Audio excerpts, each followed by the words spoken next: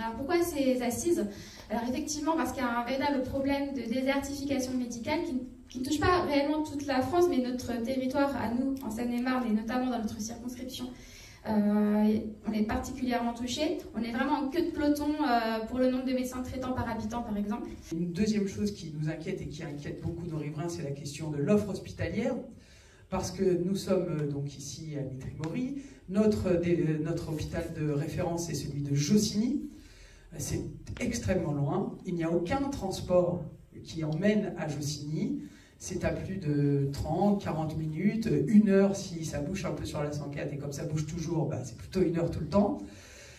Et donc c'est une véritable difficulté. Donc on essaie de questionner si les agents viennent vers nous pour savoir pourquoi ils partent. Donc dans une grande majorité, donc ils nous rapportent vouloir fuir et ne plus supporter une maltraitance institutionnelle. Il y a un climat de terreur qui est installé chez les encadrants. Les encadrants ne doivent pas sortir des lignes imposées par le directeur des soins. Donc dès qu'ils franchissent une autre ligne, ils sont rappelés à l'ordre et la plupart à qui ça arrive partent, repartent au privé ou changent d'hôpital. Et nous avons beaucoup insisté sur le fait que le manque de communication était le principal problème majeur au sein de cet établissement. Par exemple, les agents sont rappelés tout le temps sur leur repos, menacés. Ça, on en voit tous les jours. Des infirmières qui disent non, et des aides-soignantes d'ailleurs, non, on ne peut plus, on va faire autre chose. Et même dans le privé, on ne peut pas. C'est pas possible, parce que dans le privé, c'est pas mieux. Hein. C'est pas mieux. Les conclusions sur place, en termes de personnel, on les connaît. C'est des risques psychosociaux qui ont été multipliés de façon très conséquente, avec des chiffres qui sont effrayants, hein, un suicide d'interne environ tous les 18 jours, des burn-out, des taux d'anxiété, d'idées suicidaires chez les soignants qui sont très très fortes. Donc évidemment, en tant que militants, nous, on essaye de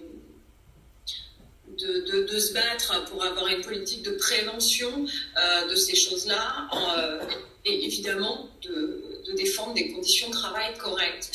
Je pense que nos rôles militants, c'est cela, c'est d'aider dans nos localités ceux qui sont jeunes, d'aider avec les outils, notamment en ligne, d'aider les personnes âgées à prendre les rendez-vous en ligne. Et là, je pense qu'on peut aussi, nous, en tant que militants, organiser des choses à côté de ce système-là pour entraîner une solidarité et puis la notion du faire ensemble collectif.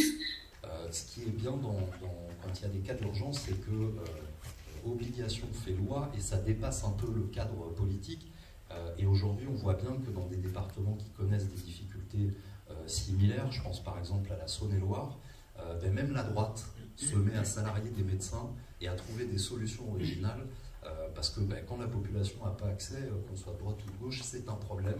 Par contre, nous, on espère qu'avec les centres de santé, on puisse attirer plus les médecins. Alors donc, le centre de santé, ce sont donc, comme vous avez compris, des gens qui sont salariés, mais on ne parle pas seulement de médecins, on parle aussi de paramédicaux, tels que kinés, infirmières, etc. Et aussi, je n'oublie pas les médecins spécialistes. Et il y a absolument besoin de changer les choses en ce domaine. Alors ce que nous revendiquons, c'est que les Seine-et-Marnais aient le même droit aux soins que sur l'ensemble du territoire. Et pour que ce soit le cas, il faudrait en Seine-et-Marne 4608 médecins, et non 2858 comme c'est le cas actuellement. Ce qui veut dire qu'en Seine-et-Marne, pour nous mettre au niveau national, dont je ne dis pas qu'il est satisfaisant, etc., mais pour nous mettre au moins à ce niveau national, eh bien, il faudrait qu'il y ait en Seine-et-Marne 1750 médecins de plus. Cette disparité sur nos territoires, et notamment en Seine-et-Marne, la présence ou l'absence de médecins, est un sujet qui nous touche, bien entendu, qui touche toutes les collectivités. Nous y travaillons hier encore avec les élus de Villeparisis pour essayer de trouver des solutions. Un député, il y a fort longtemps, au moment où nous avons commencé, quand nous avons dit qu'il faut des gynécologues médicaux pour toutes les femmes, nous a dit, mais vous comprenez, on ne peut pas jeter l'argent par les fenêtres. Je veux dire, la seule solution pour nous, c'est d'œuvrer et de mobiliser les parlementaires, les femmes, les syndicats également, pour que les pouvoirs publics prennent ce problème à bras-le-corps pour qu'on forme en nombre suffisant, en nombre conséquent, les médecins spécialistes qui vont être à même de pouvoir dépister, soigner, traiter les cancers et accompagner les jeunes dans la contraception, dans l'IVG. Donc je pense que c'est un combat au quotidien. Donc c'est aussi de déconstruire une vision qu'on a un peu idéalisée de la maternité et chacun a un rôle à jouer. Nous avons écrit un livre sur la dépression postpartum qui est sorti au mois de janvier, qui a cette vocation. Et le deuxième levier, comme je le répète, c'est vraiment la formation et la sensibilisation. Et il y a notamment des formations qui sont gratuites et accessibles. Il y a le programme PASS c'est un programme européen pour la santé mentale périnatale. On peut avoir accès à des MOOC d'enseignement, il va y avoir un podcast qui va sortir, il y a des livrets aussi, des BD, une BD notamment à destination des pères aussi qui est sortie. Voilà. La première des solutions, c'est recruter. La deuxième, ce serait aussi d'inculquer une vraie politique sécuritaire dans les entreprises et de faire comprendre à des employeurs que des salariés bien payés, des salariés en sécurité, c'est des salariés qui vont revenir dans la société plus souvent, ils vont réussir à fidéliser aussi des salariés, ils vont ne pas recruter, ils ne vont pas avoir les majorations de l'assurance maladie parce qu'ils auront beaucoup d'accidents du travail.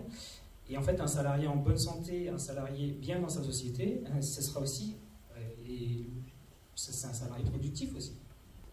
Évidemment, c'est le rétablissement, et je vais me répéter, des CHSCT. Après, moi, plus personnellement, j'avais posé une question sur la création d'un CHU en Seine-et-Marne en septembre, parce que je pense que c'est essentiel pour notre territoire.